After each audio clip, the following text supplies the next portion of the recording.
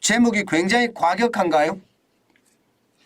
미국과 중국이 경제 전쟁을 벌이고 있는데 한국의 반도체 기업들이 중국에서 철수한다고 이야기하니까 말입니다. 저는 결국 신냉전 체제가 이렇게 계속 간다면요, 결국은 철수를 해야 된다고 봅니다. 아니, 철수를 할 겁니다. 예. 이게 하늘에 태양은 두 개가 없다고 했잖아요. 예.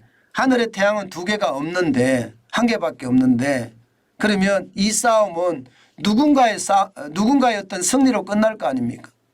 이번에 반도체 전쟁에서는요, 이제 중국이 공격을 했습니다. 뭐라고 공격을 했느냐? 미국 반도체 회사 마이크론의 반도체를 사지 않겠다. 쉽게 말하면 수입 금지 조치를 내렸습니다. 그런데 이 마이크론의 반도체 중국 내 시장의 점유율이 상당합니다. 14.5%나 됩니다. 야, 이제 이거를 두고 아마 제가 생각해서는 첨예한 갈등이 우리에게 떨어질 겁니다. 우리에게. 이게 다른 데 아닙니다. 미국과 중국이 싸우는데 이 갈등은 우리한테 떨어진다니까요. 왜냐하면 미국은요, 마이크론이 공급 못하는 물량에 대해서 한국이 공급하지 말았으면 좋겠다 이렇게 이야기한단 말입니다. 반대로 중국은 어떻게 할까요? 중국은 어떻게 하든 자기네 업체를 중심으로 해서 D램을 공급해서 국가 산업을 부흥시키려고 하겠죠. 그러나 쉽지 않을 겁니다. 14.5%라는 시장 점유율은요. 결국 말입니다. 한국 업체인 삼성전자나 이게 SK 하이닉스에 이게 부탁할 수밖에 없습니다. 자, 이렇게 됐을 때 미국은 주지 마라, 중국은 달라. 우리는 어떻게 할 수 있을까요? 우리는 아마 굉장히 난맥상일 겁니다. 이러지도 저러지도 못하는 최악의 사태를 맞아질 거라고 저는 생각을 해요. 그러면 중국은 안 주면 어떻게 할까요? 거기에 대한 제재하지 않을까요? 제재하면 삼성 반도체나 SK 하이닉스가 과연 중국 내에서 얼마나 또 버틸 수 있을까요? 물론 사드 때하고는 다릅니다. 사드 때는 일방적으로 중국이 우리를 공격을 해서 우리의 엄청난 피해를 줬지만 이 반도체는요, 일방적으로 공격할 수가 없거든요. 우리가 워낙 강한 기술력을 가지고 있고 또 이게 시장 점유율도 높기 때문에 말입니다. 저는 이 상황이 아마 앞으로 대한민국에게는요, 엄청난 충격을 줄 거라고 생각을 합니다. 자, 마이크론의 D램은 지금 14.5%, SK 하이닉스는 34.6%를 중국 내 점유율을 가지고 있고요. 삼성전자는 43.2%의 중국 내 점유율을 가지고 있습니다. 기타가 7.7%다. 이거는 의미 없다고 보고요. 자, 이런 상태에서 말입니다. 중국 업체가 D램을 우리처럼 이렇게 따라올 수 있을까요? 여러분이 보더라도 쉽지 않아 보이죠. 쉽지 않아 보입니다. 그러면 중국은 우리 삼성전자나 SK 하이닉스에 굉장한 압박을 할 겁니다. 그렇다고 해서 삼성전자나 SK 하이닉스가 그에 부응을 해서 중국에 모자라는 D램을 계속 공급한다? 미국이 가만히 있지 않을 겁니다. 미국이. 그에 대한 충격파가 굉장히 클 거다 이렇게 생각을 하는 거고요. 여기에다가 말입니다. 낸드 플래시 메모리도 마찬가지입니다. 지금 마이크론의 점유율은 4.3%라 약하기는 하지만요.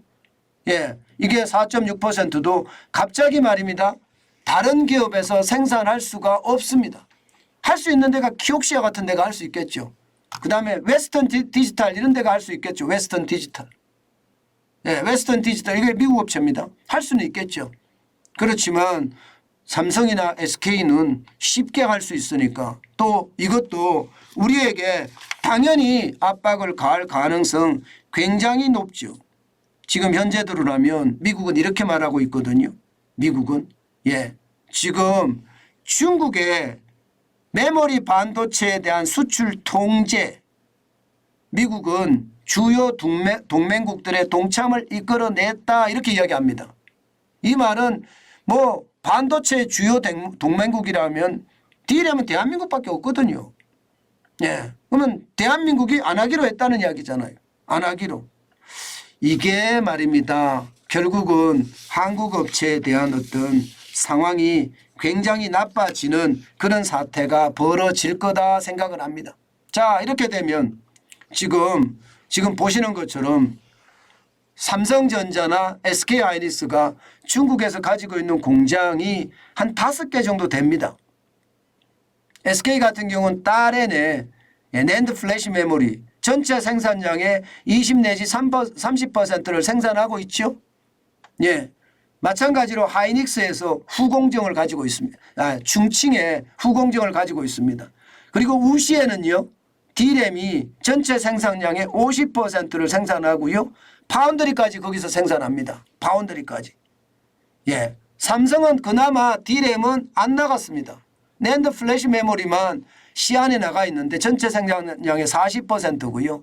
예. 후공정은 삼성전자가 수조에 갖고 있긴 하지만 뭐 삼성전자 입장에서는 낸드 플래시 메모리에 대한 우려만 이게 털어내면 된다 이렇게 이야기하거든요.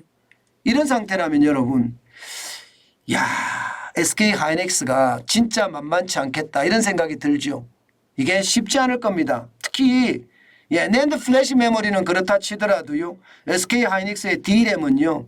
굉장히 요주의 대상이 될 가능성 굉장히 높습니다. 예.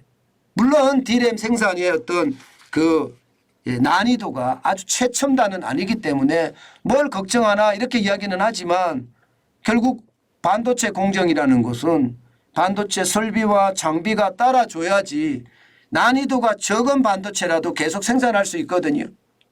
네, 그런데 이게 미국이 설비나 장비의 반입을 금지하기 시작했습니다. 이제 1년만 유예시켜줬어요. 앞으로 1년 동안만 설비나 반도체가 나갈 수 있고 그다음부터 못 나간단 말입니다. 그렇게 됐을 때 SK하이닉스의 D램 공장이나 혹은 SK하이닉스의 낸드 플래시 메모리 공장은 괜찮을까요? 아마도 쉽지 않다고 보죠. 그렇기 때문에 여러분 중국은 끝까지 우리에게 달러 협박을 할 거고요.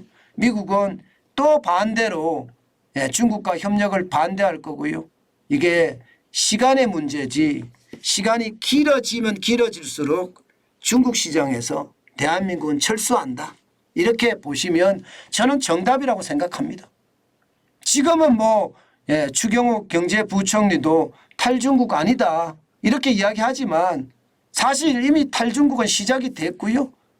지금 중국 시장을 우리가 놓치지 않기 위해서 지금 정부가 이야기는 하고 있지만 결국은 탈중국은 시작이 됐고 언젠가는 그게 생각보다 빠른 시간 내에 중국 시장에서 철수하지 않을까. 저는 그런 생각도 많이 해봅니다. 이게 계속해서 지금처럼 갈 수는 없다. 이것이 말입니다. 저는 시장의 전망이자 아마 그렇게 될 수밖에 없는 게 현실이 될 겁니다. 그것만이 우리가 살아날 수 있는 길이니까요. 게다가 국제 질서 자체도 신냉전 질서로 바뀌기 때문에 계속해서 중국의 첨단 기술을 포함한 공장을 지어서 제품을 만드는 거 아마 용인 안 할 겁니다. 저는 그런 상황이라면 결국 중국의 반도체 공장들은 시간의 문제지 점차 철수할 수밖에 없다. 이것이 제 결론입니다.